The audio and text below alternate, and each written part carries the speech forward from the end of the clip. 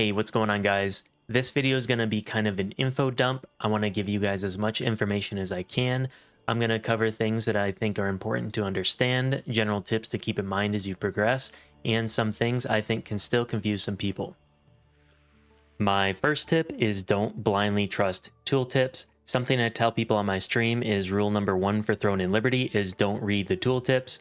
The reason that is because this game is translated from Korean, so there's going to be some errors.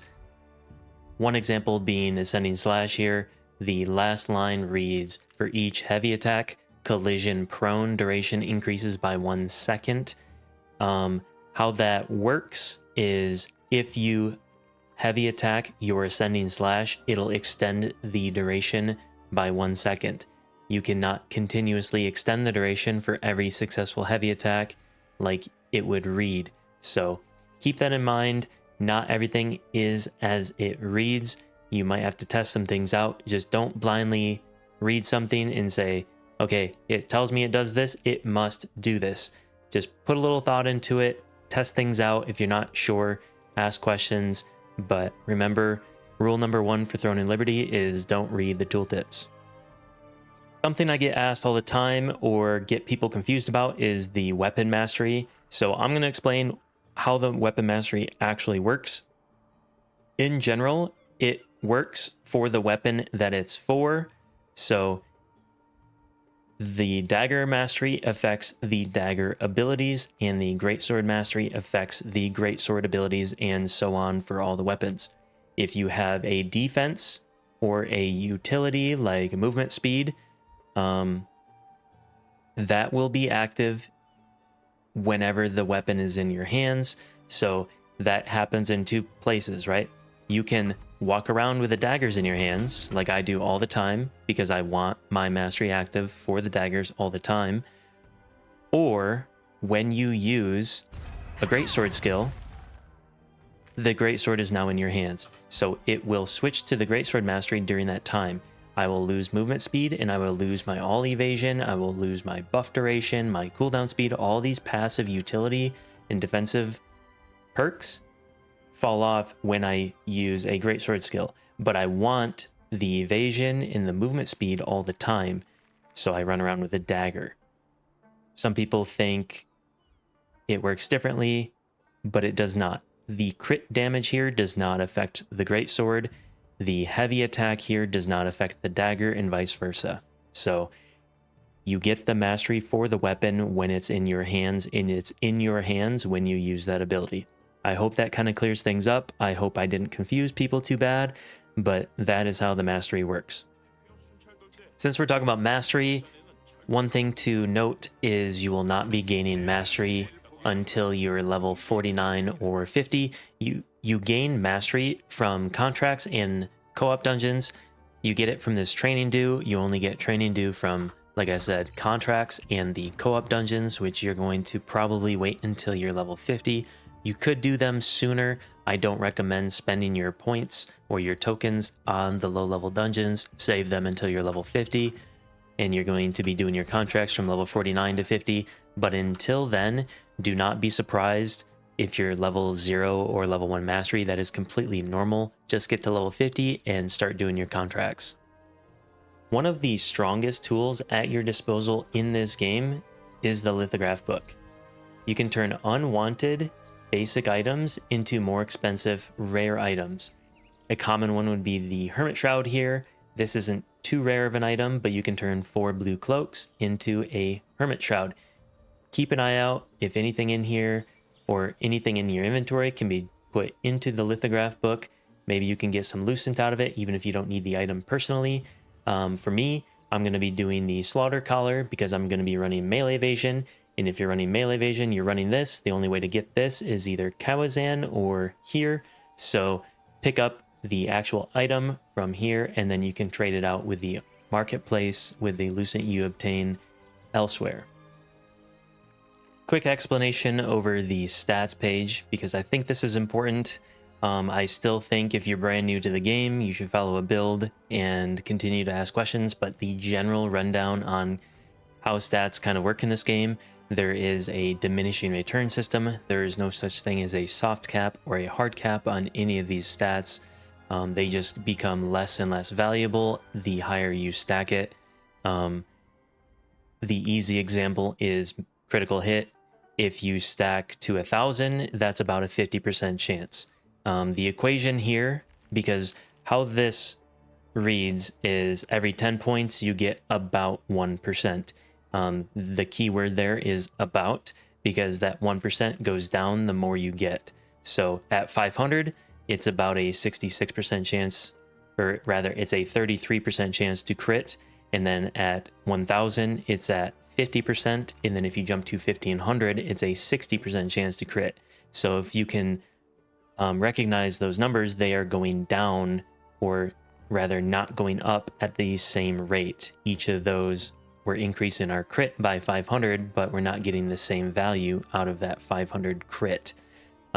So how that works, or if you want to calculate your crit or your evasion rate or whatever, you take your stat, so your crit, divided by your crit plus 1,000. So really quick here, I'll do that with the calculator. With 900 in, I'm just going to round up to 30, 930 crit divided by 1930. So it's my crit divided by my crit plus 1,000. I have a 48.186% chance to crit. This will also be factored against endurance. So if the target has endurance, you have to take your crit minus their endurance, and that is now your crit that is being calculated. So if they have 930 endurance, I cannot crit that target. Hit and evasion is the same thing. However, evasion is a little bit weird.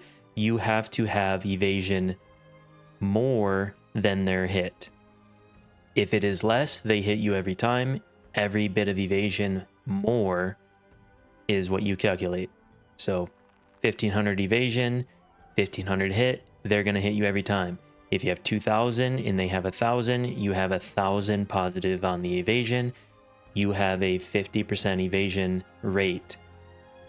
Stats in this game can be kind of confusing, but two stats in particular I find people get confused with the most. That's the skill damage boost and the bonus damage. It also includes the damage reduction and the skill damage resistance.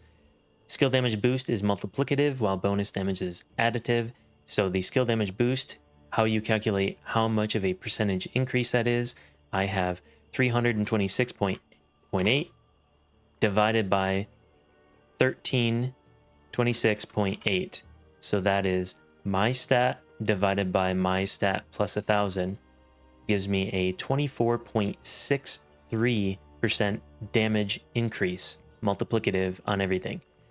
You can see the diminishing return effect, because if you read this, it says about 1%. So just like all the other stats, this is not a 32.68% increase. The more you get, the less value you get. So I have a 24.6% damage increase. Same thing to calculate the damage reduction side of things. Bonus damage being additive. If you hit for 100 and you have 28 bonus damage, you now hit for 128. If you hit for 10,000 and you have 28 bonus damage, you now have 10,028. So the larger the hit, the less value. It is good on crossbow. It is very bad on greatsword. While we're talking about stats, we might as well talk about defense real quick. Defense is calculated similar as these other stats. They don't explain how this is calculated and what damage reduction you're getting from this, so people don't really know how to value this. However, if you know the calculation, you can start to value it.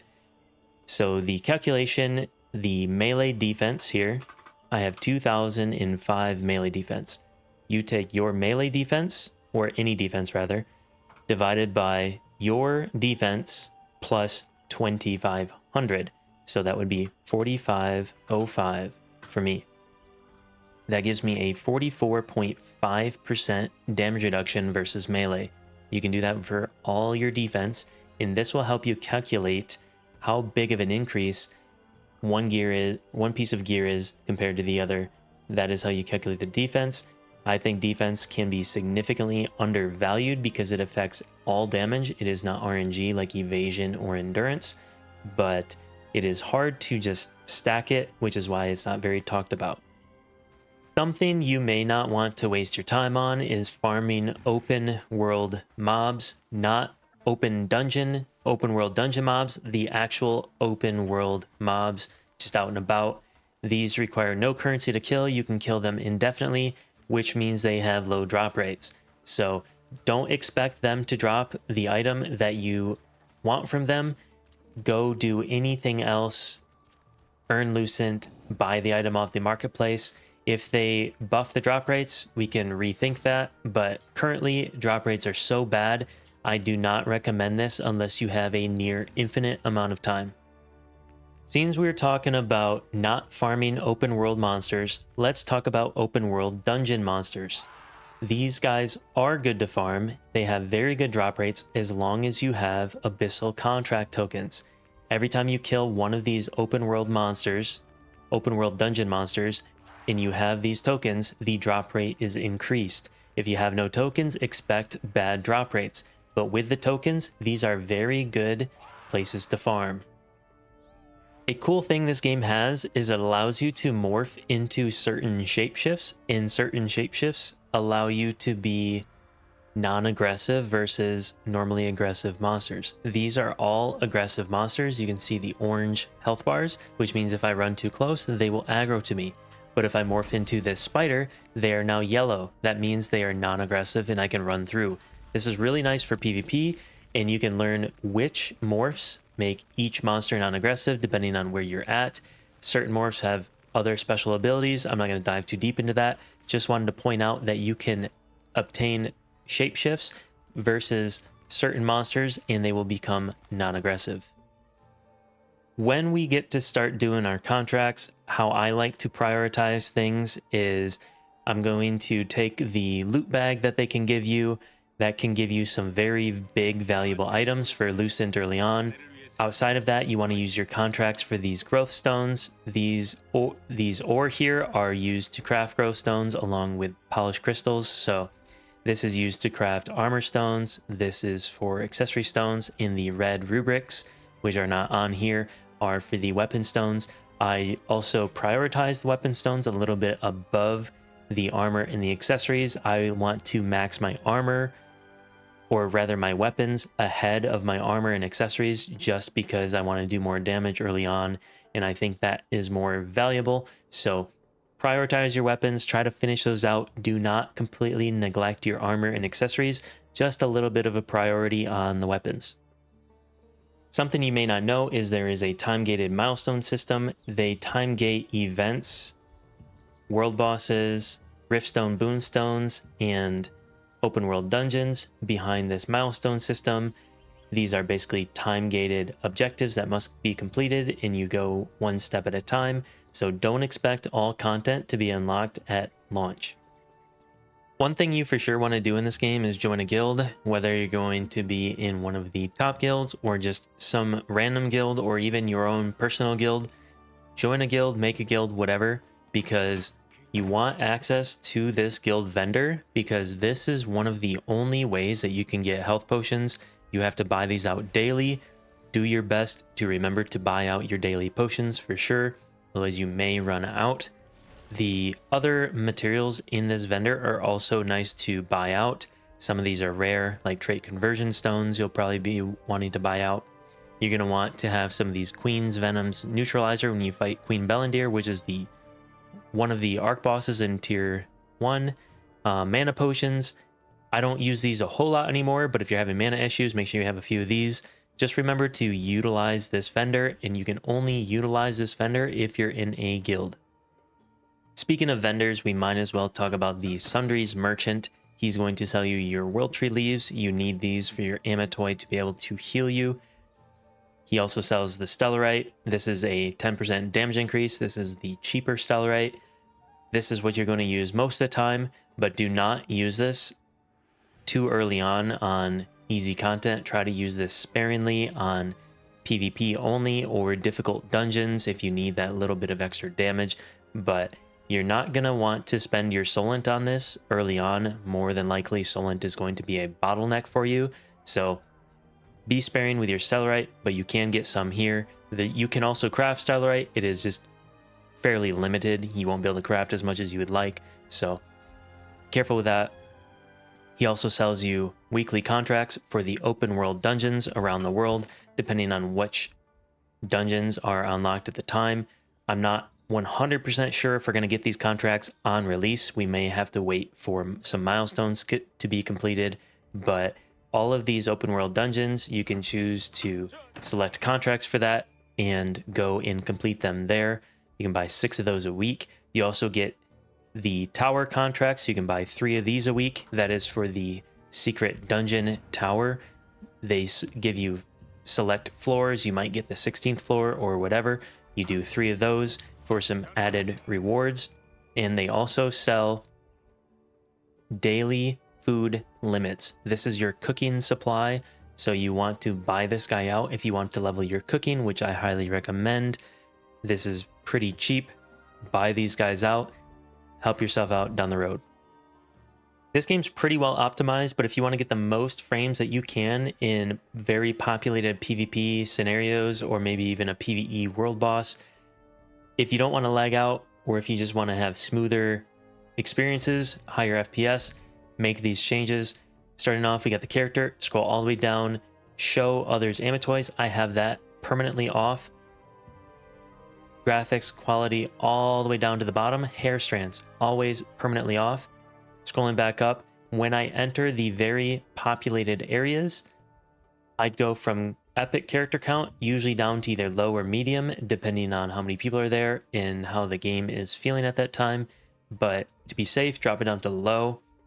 Another thing you can do, if you have NVIDIA graphics cards, you can drop from quality to ultra performance. AMD, any of these other options, you can fiddle with those if you are able to.